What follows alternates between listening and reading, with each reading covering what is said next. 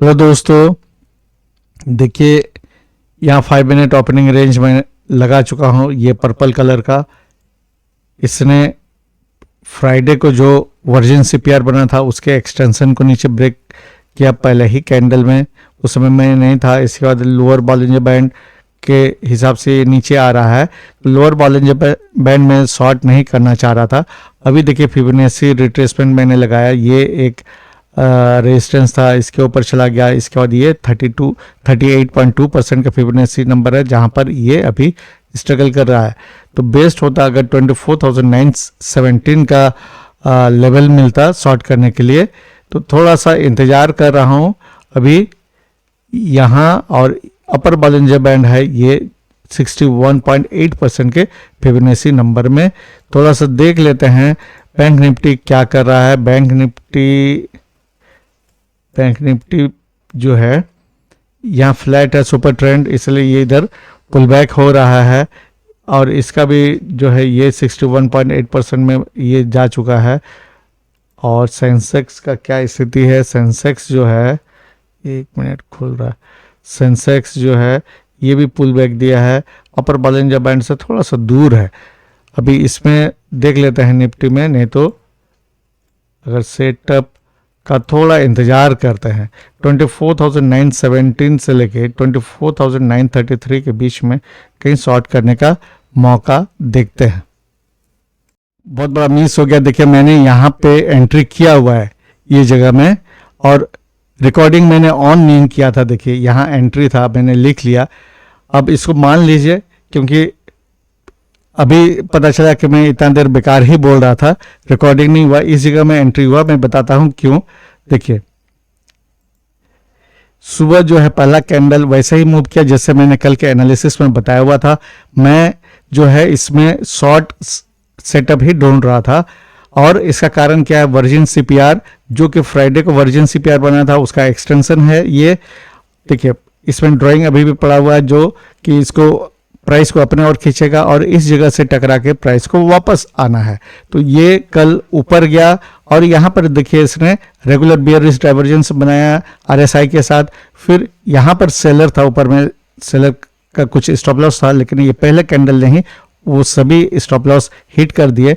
और मैंने आपको स्टॉप लॉस सेंटिंग में बताया हुआ था कि नीचे की ओर जो है स्टॉप लॉस अवेलेबल है, तो इसको नीचे जाना है। और जो डेली इलेट वेब एनालिसिस भी यही कह रहा है कि नीचे जाना चाहिए अभी कुछ दिन। और नीचे जो है निफ्टी में, बैंक निफ्टी और सेंसेक्स ने ये नहीं बनाया है, निफ्टी ने कल फिर वर्जिन सीपीआर बनाया। ये वर्जिन सीपीआर का एक्सटेंशन है, ये रेंज मैंने लिखा हुआ था, और जो कि ये ड्राइंग में कल से ही ये मान रहा था कि नीचे आना है। तो मुझे वो सेटअप चाहिए था।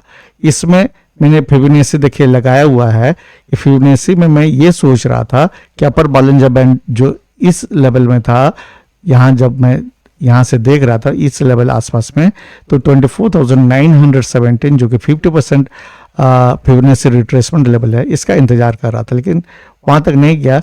इसका जैसे ही ये रेड कैंडल यहाँ बनना शुरू हुआ, मैंने पीई बाय किया। मुझे लगता है कि रिकॉर्डिंग जो है ऑन नहीं हुआ था, यहाँ ये सब मैंने किया और ड्राइंग किया। अब ये देखना है कि यहाँ स्टॉप लॉस 19.20 पॉइंट का है और टारगेट 42.20 का। तो 1:2 का मैंने इसमें जो है रिस्क रिवार्ड रखा है।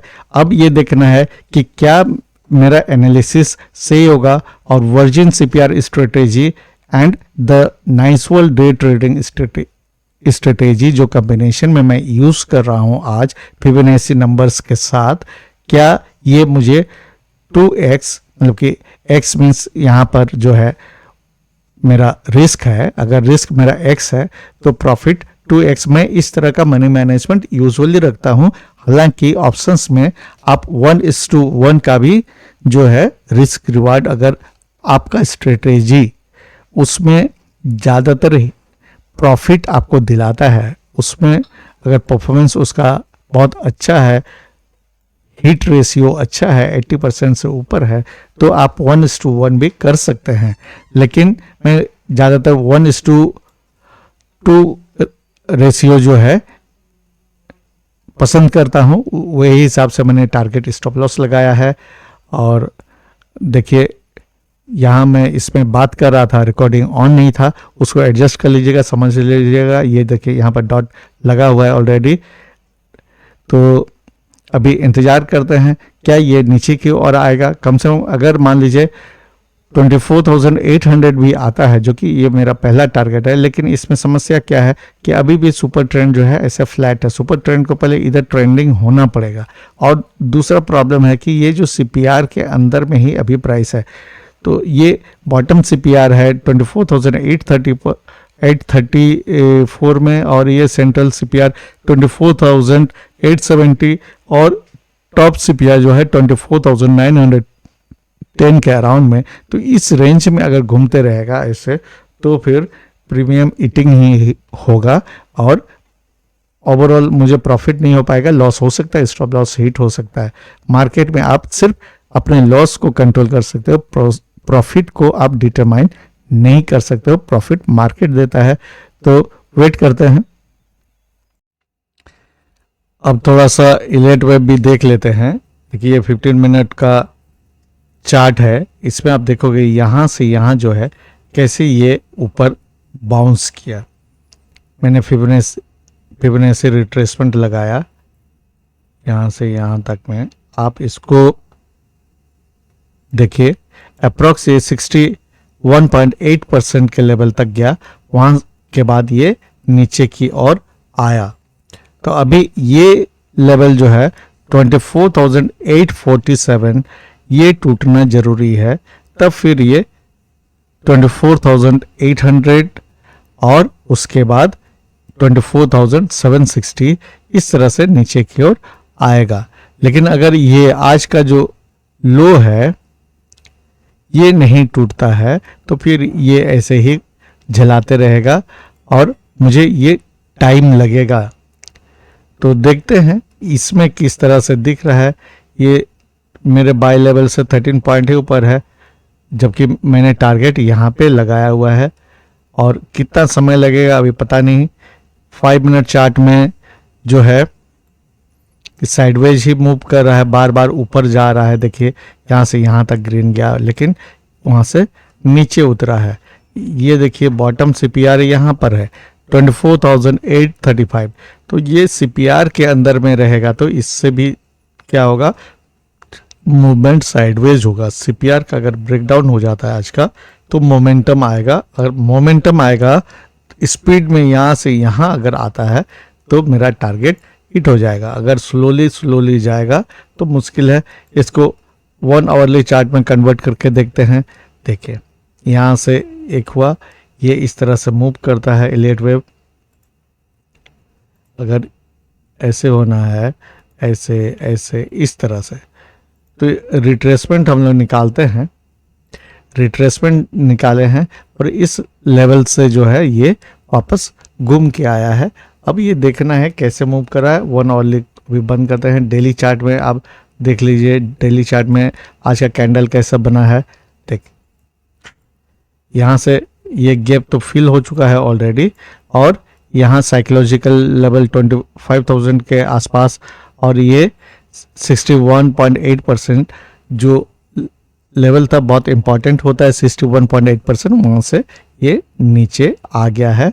तो ये उम्मीद करते हैं कि अब ये यहाँ पर जो बियरिश डाइवर्जेंस बना है निफ्टी में भी, उसके कारण ये और नीचे की ओर जाना चाहिए। आज बहुत समय लग गया। यहाँ पे देखिए मेरे एंट्री के बाद थोड़ा सा इसी में कंसोलिडेशन हुआ और मेरे अगेंस्ट में पूरा गया, लेकिन ये 5 मिनट ओपनिंग रेंज लो के थोड़ा सा ऊपर जाके फिर वापस नीचे आया।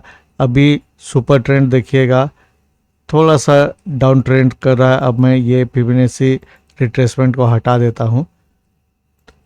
मेरा है कि 24,800 अगर आता है स्पीड में, तो मेरा टारगेट हिट हो जाना चाहिए, लेकिन ये बहुत टाइम ले रहा है।